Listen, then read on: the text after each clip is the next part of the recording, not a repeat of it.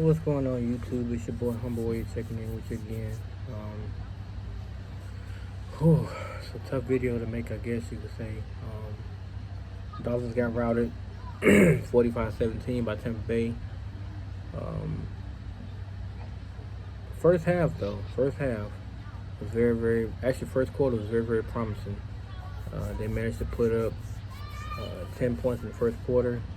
Um, then they went on to score a touchdown in the third. But the second and fourth quarter was just abysmal. In fact, I think the fourth quarter they got scored 21-0, I believe. The game itself, you can tell that the defense is pretty much giving up on the entire team as a whole, because they're forced to carry the woes of the offense. So it's kind of like they're playing more time of possession than they need to be, especially being on the field. And you can see that the offense is definitely struggling with simple stuff. Jacoby Brissett is just, he's horrible. He's horrible. I'll give you his numbers though. He was 27-39 for 275 yards, 2 touchdowns and a pick. Here's my breakdown of this offense right now. Because they're thinking and dunking so much, and he's become such a modernized check down machine. The same thing they label Tua as, which is never true. The offense is becoming harder and harder to actually watch.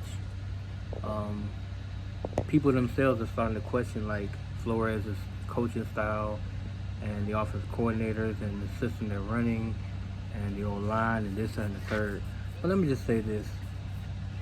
If your quarterback is incompetent and he can't actually read a defense and move the ball where it's supposed to be at, that's not an offensive line. That's not on the coaching staff or nothing like that. Because as you saw with Tua, he went through his progressions. Yeah, he had all that pressure in his face, but what did his eyes say? Directly down the field. To make that 15, 20-yard completion, or to make that deep ball that you guys kept whining about all last season, about how we wasn't going deep. Even though numerous plays, I saw him chuck the ball down the field, whether it was incomplete or caught. Tua was never a check down machine, but this ain't about him. It's about Jacoby Brissett. The man is absolute trash. And he showed that again today. It's gotten to the point now that with receivers, even running their routes, they showed a simple, I want to say it was a crossing route with Waddle, who had a touchdown, by the way. Running to his left full speed, Jacoby throws it to his right. So you're running this way, and he throws it over his shoulder, which is pretty hard to catch as a receiver, because he's forcing you to go like this to catch the ball. So with that being said, next week they got the Jacksonville Jaguars, who one of the worst teams in the league, no doubt. But their offense is clicking now. So the question becomes, when Tua returns, are they going to get into a shootout? Will the defense actually do their part to help out the offense, maintain momentum? What I want to see is consistent ball movement, moving the chains, getting touchdowns. I will settle for a few field goals, but I prefer touchdowns. I want to see Tua actually put the ball in the end zone 5 times next week. That is a stretch. Yes, it is. That's 35 points. But I want to see this offense get back on track the way I know it can. I know it's gonna be his first game, so it's gonna be jitters, be a little rusty. But I'm asking you guys to bear with him, because he's working now to get back to his full form. He's not fully healed, but he's gonna play against Jacksonville, because right now they got Jacksonville, then they have Atlanta. You have 2 winnable games back to back. So you beat these 2 teams, you go to 3-4 on the season. Then I think they got the Ravens, I believe, is right after that, or somebody of that nature. If you happen to beat them, you're back to 500, and from there the sky's the limit. Because a lot more teams in your schedule have losing records. The Texans, the Jets, The Titans ain't nothing. They ain't that great no more. So you got Kaiser's over there and the baby over there. Kaiser, no. He all right. He just standing there. I'm trying to go in her house. No. Come on. Come on.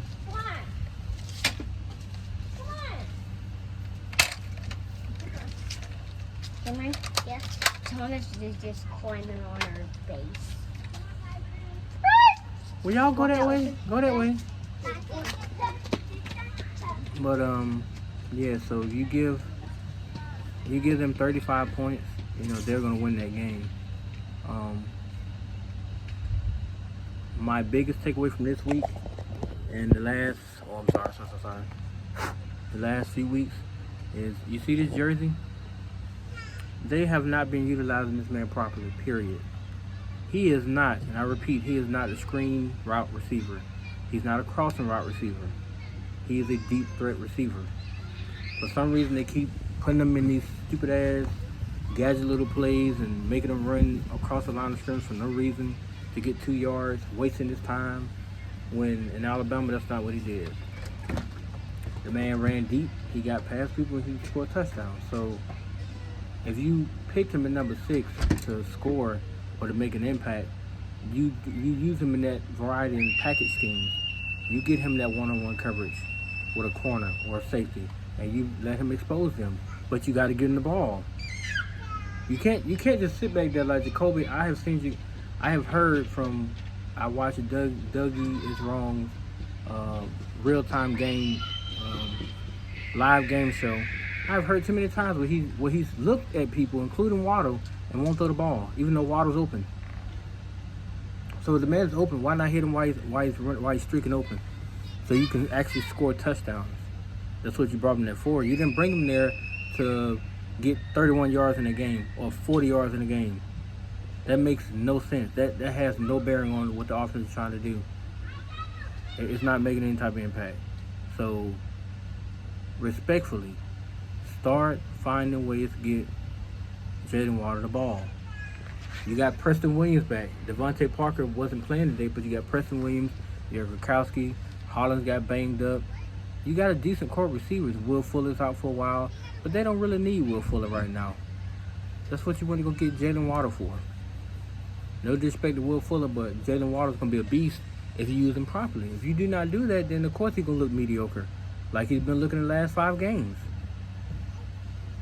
But my whole thing with this team is simply this. If you give Tua Tagovailoa time to survey that defense, he's going to find that guy. Because remember now, defense can't hold up with coverage for so long. If you give a quarterback more than 3 seconds, you're going to die on defense. Because your corners aren't built to hold up for more than 3 or 4 seconds of coverage. They're not built that way. And the receivers taught, no matter what happens, if the route breaks down, you keep running.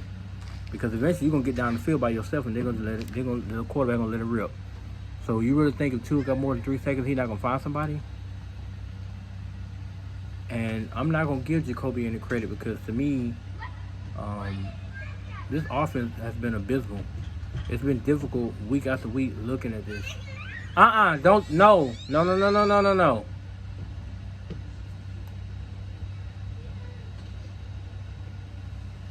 It's been difficult watching this offense, like, basically struggle. They're not even getting up 17 points anymore. They got 17 points in week 1 with Tua. They're not even getting past 20 points. Come on. They're barely getting past 20.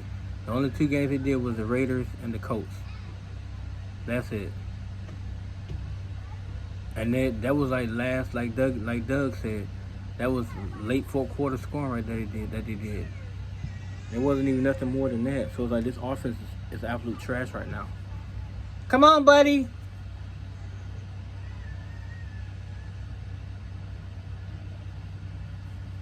But his offense is absolute garbage. And the sad part is they have no real threat at the quarterback position because their main number 1 quarterback is hurt.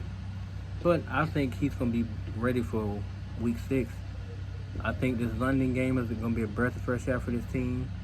I think that they're going to surprise a lot of people with how they play, because we can actually watch the entire.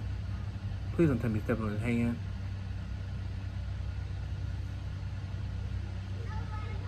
But I think they're going to do well with how they attack the Jaguars, because Jacksonville is not that great. And if Tua is given time to just survey that weakened defense, he's going to expose it, and they're going to get big plays, and they're going to score touchdowns. Because field goals don't mean nothing in the NFL. A field goal is nothing more than a hiccup that followed by a touchdown from the opposition. It just keeps you in the ball game within striking distance, but it can't change or alter the outcome. Period. So they have to get it together. What time is it? You ain't paying attention for. They're kind of paying attention to Jace. I'm about to say, I want to say he up there, yeah, because that other little girl, she pushed Jace up. I said, hey man, we ain't finna do that here.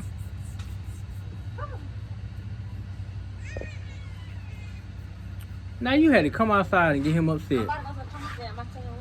Oh. I forgot Cam here. Come on, Cameron, get your brother. But they really have a lot of work to do, and Brian Flores is wasting his breath on these media conferences. But I keep saying it's on me. I got to do better week after week after week. When truly you ain't even got your quarterback out there right now. You just hoping the ship doesn't sink while the water's caving in all around it. You know, so Tua is gonna be asked to do a whole lot in a return game in week 6. But the offensive line gonna be asked to keep him up, to not let this boy get hit bad. Why he want to go inside for? He said he's hot. What's the girl? It ain't even hot in here. I mean, that weren't there in the pink shirt. Oh. It's not even that hot out here, man. Go back out there. Don't let him do you like that. He'll try to play anybody. I'm over here. Okay, you gotta go in there now. I'm gonna have sidebars on my damn video. Watch out for my cabbage. Oh yeah, let me do that. and watch it. Just turn it off. It's the one we have doing it. Oh well, leave it low then. That way it don't burn.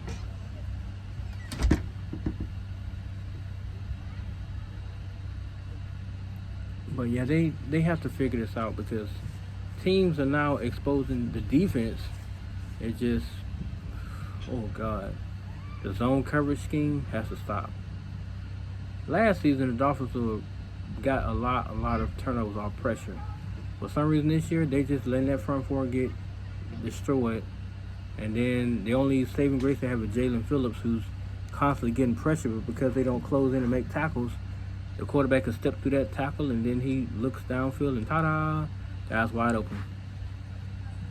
So in 5 games, the defense has been truly, truly abysmal. They've had quarters where they shut off the offense, like that Bills game where they shut them out the second quarter, and then third quarter the floodgates open up again. They finished them off. But this team has to really, really reevaluate itself, because the season's not over. Just because you're 1-4, but I mean, you win next Sunday, you're 2-4. You beat Atlanta, you're 3-4. So you win back-to-back games, and you win the next game, you're 4-4. And then I think you play the Jets right after that, or some other sorry team. You beat them, you're 5-4. So you can actually start stacking up these wins against, as they say, winless teams. But it won't matter if you don't improve on both sides of the ball. It doesn't matter. And to me, why would you continue to let one person take your whole offense down? Because to me, Reed Sinnett should have been in today. After that first quarter, and they couldn't actually score a touchdown. After that, because Jacoby missed several passes today as well. Yeah, the 275 yards gonna look good, because I mean, nobody expecting to kind of put those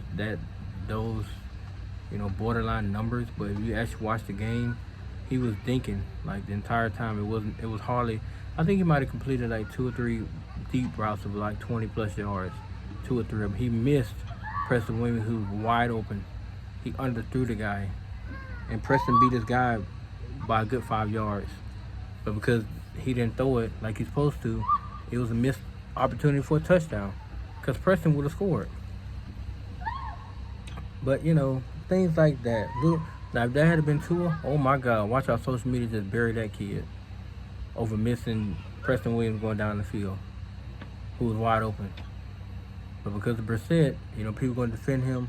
Oh, well, you know, receivers dropping pass and blah, blah. Receivers can't drop what's not thrown their way. Can't do that. So you can't make excuses for somebody who's actually out there messing up bad. Like, Tom Brady is the GOAT for a reason. And if you're not ready to go toe-to-toe with him on his own turf and at least keep your offense on the field so that keeps him off the field and minimizes opportunities to score, then you shouldn't even be on the same field with the man. Like, you started off good, like I said, the first quarter. After that, it's like you just fell flat on your face. Completely flat on your face. So if I'm the Dolphins, I'm literally reevaluating things. I'm looking to probably make some personnel moves and do some things to help us further our chances of making the playoffs. Not saying they're over with, because they're far from over with. But they need to make the right moves so that they can help Tua, you know, lead this team where they need to be, which is making a deep postseason run. But I think it takes games like these last three to probably wake up that defense and to reignite that team. Because when you lose the way they lost, they barely lost to the Raiders, they barely lost to the Colts. Then they got embarrassed by Tampa Bay. But, I mean, when you don't expect to win, it don't really hurt the fans. It actually hurts the team more than the fans. So, because they didn't expect to win this game, and when they were surprised they got up 10-7, and then after that, the Aaron just got taken out the sale, then this will give the team a chance to say, you know what? If we play for each other instead of for the fan base who's wishy-washy here and there all the time, then we can actually get some stuff accomplished. Because everybody, for some reason, wants to be on this Tua bashing bandwagon. And everybody wanted Jacoby Brissett, but now the man, he can't even get you a win. He has not won a game. Bills game, L. Raiders game, L. Colts game, L. Tampa Bay, L. You lose 4 in a row with Brissett as your quarterback. Do you want to go for number 5? Because now I've seen random people now. Oh, I missed Tua. Oh, I can't wait for Tua to get back week 6. You know why? Because you actually scored touchdowns. And Tua didn't hold the ball for a long period of time. So it matters when you guys are putting up points on the board and your defense ain't out there all the time. It matters. Come back here, you can put on your shoes. See, that right there is what I'm talking about right there. But that stuff matters. Matters a lot. More than what people are willing to admit. Whether you love Tua, hate Tua, or whatever, he keeps your offense on that field. He's going to check down to the best play or audible to the best play, given where the defense is showing its coverage. He's going to make that conversion to keep that offense on the field and run Washington on the field to score.